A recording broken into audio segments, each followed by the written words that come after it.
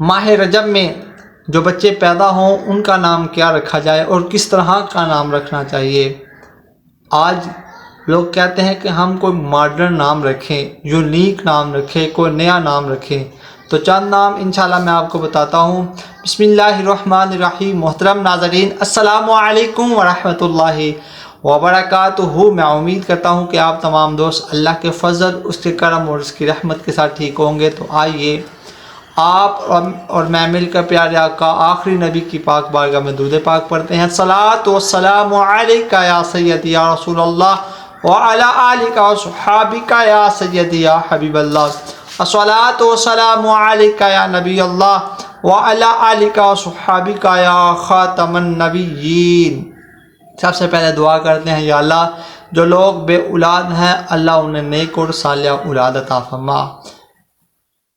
دیکھیں، نام جو ہے نا بندے کی پہچان ہوتی ہے، نام انسان کا تعارف ہوتا ہے اور نام انسان کی شخصیت ہوتی ہے۔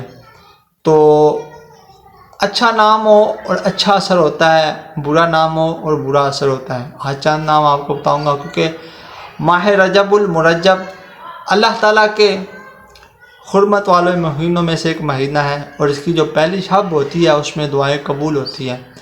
تو دعا کیا کریں کہ یا اللہ جو لوگ بے اولاد ہیں اللہ انہیں اولاد عطا فرما، جو بیمار ہیں انہیں شفا عطا فرما، جس کسی بھی کوئی نیک خواہش ہے اللہ صاحب کی نیک دعائیں اور نیک خواہشیں پوری فرمائے۔ اور سب سے پہلا نام آپ پیش کرتا ہوں میں، نام ہے زریاب اور اس کا مطلب ہے دولت مند۔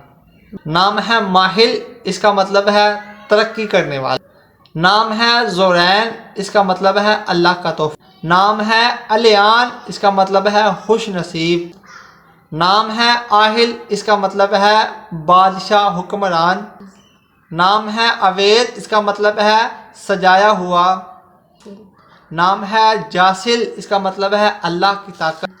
نام ہے علی، اس کا مطلب ہے افضل اعلیٰ ہیم، اس کا مطلب ہے محبت کرنے والا۔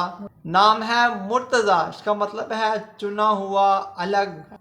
نام ہے حیدر، اس کا مطلب ہے خوش قسمت۔ عریض، نام عریض اور اس کا مطلب ہے بادشاہ قابل عزت۔ نام ہے ارحم، اس کا مطلب ہے رحم کرنے والا۔